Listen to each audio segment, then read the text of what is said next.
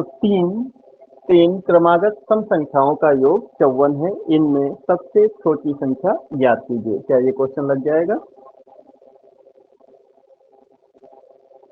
बता दीजिए सर। चलो देखते हैं। तो देखो, यहाँ पर हमने आपको पहले ही जो दो तीन वीडियो इसके हो चुके हैं, जो दो तीन क्लास हो चुकी, उसमें हमने आपको बताया था कि क्रमागत संख्याएं क्या होती हैं। तो सबसे पहले तो देखते हैं कि क्रमागत क्रमागत संख्याएं। तो क्रमागत क्रमागत का मतलब क्या होता है? क्रम प्लस आगत। अगर हम यहाँ से देखें, ये क्रमागत जो लिखा हुआ है शब्द, इसका जरा संधि विच्छेद कर दो तो ये हो जाएगा क्रम प्लस आगत। क्रम का मतलब क्रम होता है और आगत का मतलब होता है आने वाली। ठीक है, इसका मतलब ये हो गया कि क्रम से आने वाली संख्याएं, क्रम से आने आने वाली, क्रम से आने वाली संख्याओं संख्याओं को क्रमागत संख्या कहते हैं। क्रमागत संख्या कहते हैं। ठीक है, क्रम से आने वाली संख्याओं को ही हम क्या कहते हैं? क्रमागत संख्या कहते हैं। जैसे आप जानते हैं कि अगर एक है, कोई संख्या एक है, तो एक के बाद कौन सी होगी? दो, दो के बाद तीन, तीन के बाद चार, तो ये क्रमागत संख्या है।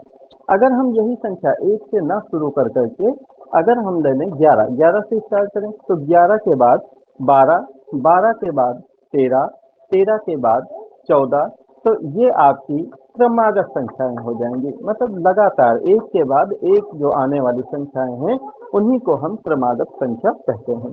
तो इसमें ये नहीं दे रखा है कि मतलब कौन सी संख्या है या कहाँ से शुरुआत हो रही है।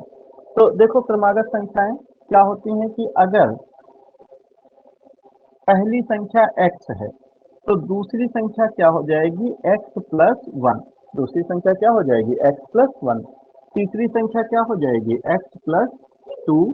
अगली संख्या x प्लस थ्री, उससे अगली संख्या x प्लस फोर, और इसी प्रकार से आगे चलती चली जाएंगी। तो इन संख्याओं को हम कहेंगे क्रमागत संख्या। क्या इतनी बात समझ में आ गई है? जी सर।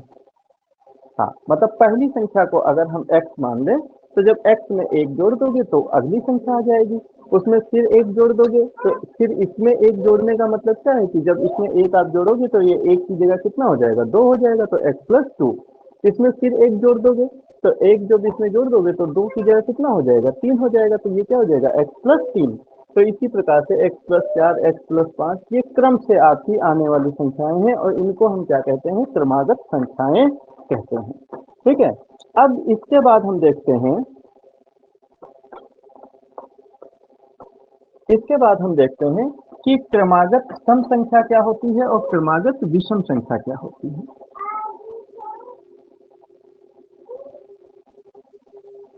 क्रमागत क्रमागत सम संख्या और क्रमागत विषम संख्या।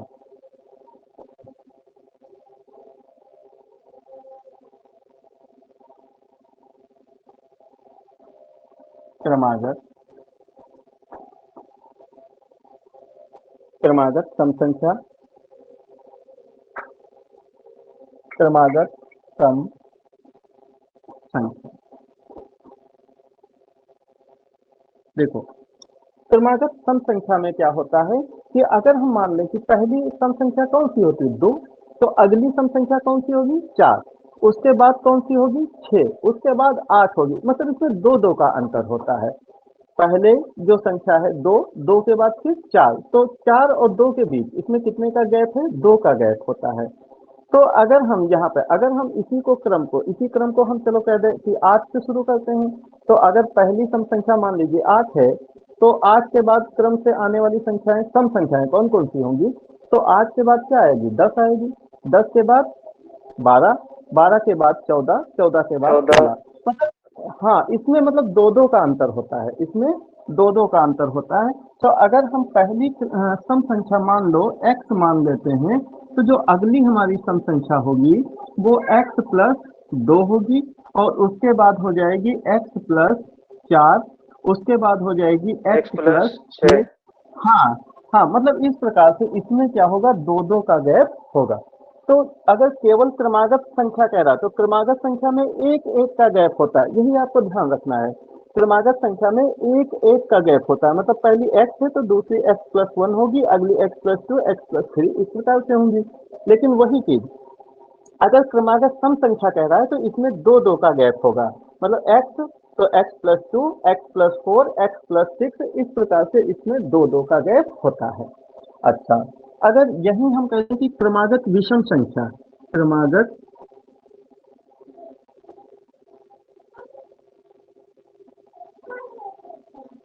विषम संख्या, तो क्रमागत विषम संख्या जैसे हम मान लें कि पहली हमारी जो विषम संख्या है वो एक है, पहली विषम संख्या एक है, तो अगली विषम संख्या कौन सी होगी, 3, उसके बाद 5, उसके बाद 7, है ना। तो इसमें भी क्या होता है, दो दो का गैप होता है। सम संख्या में भी दो दो का गैप होता है और विषम संख्या में भी दो दो का गैप होता है, मतलब दो दो का अंतर होता है। तो अगर इसमें हम मान लेते हैं थोड़ी देर के लिए कि हमारी पहली जो संख्या है, विषम संख्या, वो x है। तो अगर पहले x है तो इसके बाद वाली क्या होगी, x प्लस 2 होगी, है ना। मतलब अगर पहली 3 है तो उसमें एक नहीं जोड़ोगे, एक जोड़ोगे तब तो वो 4 हो जाएगी, और 4 हो जाएगी तो वो क्या हो जाएगी, सम संख्या हो जाएगी। लेकिन हमको तो विषम संख्या बताना है ना, तो विषम संख्या क्या होगी, उसमें दो जोड़ना पड़ेगा, उसमें दो जोड़ना पड़ेगा। तो ये अगर x है तो x प्लस 2 अगली विषम संख्या होगी, उसके बाद x प्लस 4 ये उससे अगली विषम संख्या होगी, फिर x प्लस 6 ये उससे अगली विषम संख्या होगी। तो मतलब चाहे क्रमागत सम संख्या हो चाहे क्रमागत विषम संख्या हो, इसमें दो दो का अंतर होता है। कितनी बात समझ गए भाई?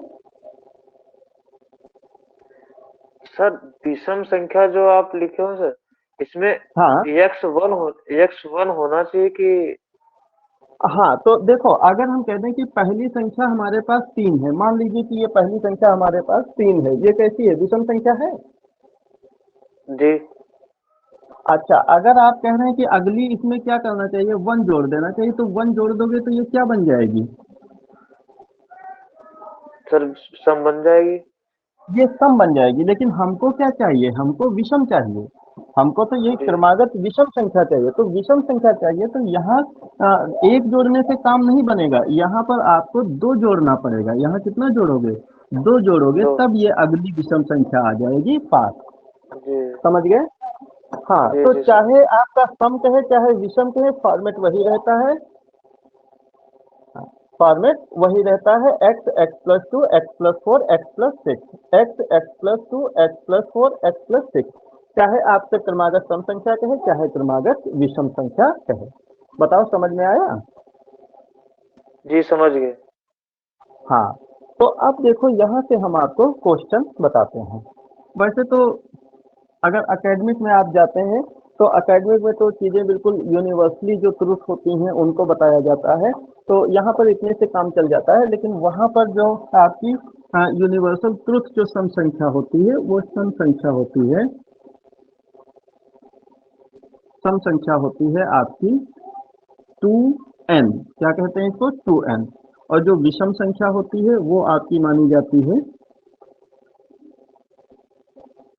विषम संख्या जो मानी जाती है वो मानी जाती है 2n प्लस 1। इसका देखो, इसका भी मतलब समझ लो कि ये क्या मतलब है। देखो, अगर यहाँ पर n चाहे आप कुछ भी रखो, n की जगह अगर 1 रख दोगे तो आपके पास क्या आ जाएगा, 2 एकम 2, मतलब जो संख्या हमको मिलेगी वो सम मिलेगी। 3 रखोगे तो 3 दूनी 6, संख्या हमको सम मिलेगी। भाई अगर हमने कहा कि हमारे पास जो ये 2n है, 2n, अगर इस n की जगह हम कितना रख दें, 1 रख दो तो कितना होगा, 2। अगर इस 1 की जगह 2 रख दो तो कितना हो जाएगा, 4। अगर इस 1 की जगह पे 3 रख दो तो कितना हो जाएगा, 6। तो आप देख रहे हो कि चाहे यहाँ पर विषम हो चाहे सम हो चाहे विषम हो, लेकिन ये जो हमको मिल रहा है ये क्या मिल रहा है, ये सम संख्या ही हमको मिल रही है। तो ये जो 2n होती है वो यूनिवर्सल मतलब सम संख्या मानी जाती है।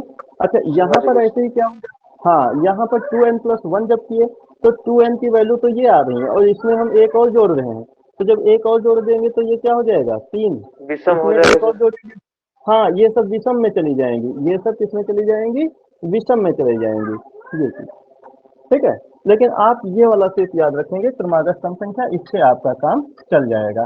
तो अब देखो इस क्वेश्चन को हम कैसे सॉल्व करते हैं। जैसे इन्होंने कहा कि 3 क्रमागत सम संख्या है, तो 3 क्रमागत सम संख्या पहली हमने x मान ली, तो दूसरी हो जाएगी x+2, ये दूसरी हो गई, और अगली जो आपकी हो गई वो हो गई x+4, है ना। ये 3 संख्याएं हो गई, ये x हो गई, अगली x+2 और उसके बाद x+4, तो ये आपकी संख्याएं हो गई। और इनका जो योग दे रखा है वो दे रखा है 54, योग दे रखा है 54,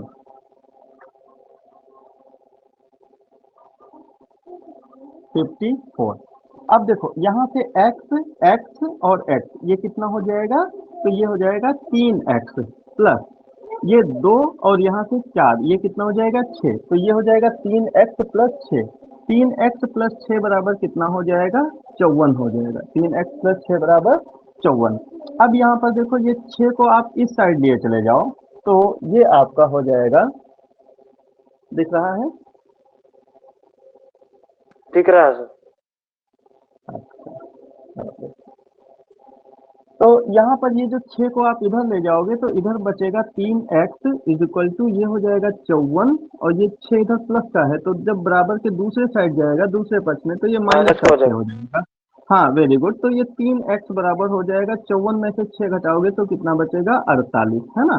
मतलब 3x इक्वल टू, यहाँ पर हम लिख देते हैं ये 3x इक्वल टू आ गया 48, मतलब x इक्वल टू कितना आ जाएगा, तो ये आपका आ जाएगा 48/3, और 3 से इसको काट दो, 3 एक नम 3, 3 छक 18, तो ये 16 आ जाएगा। मतलब जो सबसे छोटी संख्या होगी वो भाई छोटी संख्या, या तो छोटी संख्या पूछेगा तो ये हो जाएगी x, और x बराबर आपने क्या निकाला 16, तो यही 16 आपका इसका आंसर हो जाएगा, ये जो 16 है यही आपका आंसर हो जाएगा। अगर सबसे बड़ी पूछता तो इसमें सबसे बड़ी संख्या कौन सी थी, x+4, मतलब इस 16 में 4 जोड़ देना होता, मतलब 20 आ जाती, ठीक है। अगर मध्य की संख्या पूछता तो क्या था x+2, मतलब इस 16 में आपको कितना जोड़ना था, 2 जोड़ देते तो कितनी हो जाती है 18, तो ये मध्य की संख्या हो जाती है। तो ज्यादातर जो क्वेश्चन उठता है वो या तो सबसे छोटी संख्या पूछता है या तो सबसे बड़ी संख्या पूछता है।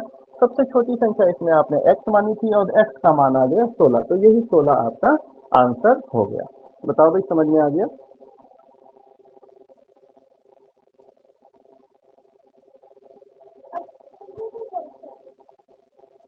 समझ में आ गया अनुराग।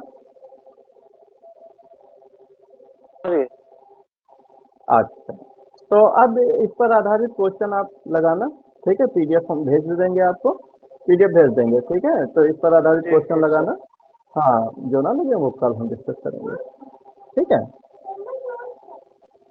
ठीक ठीक।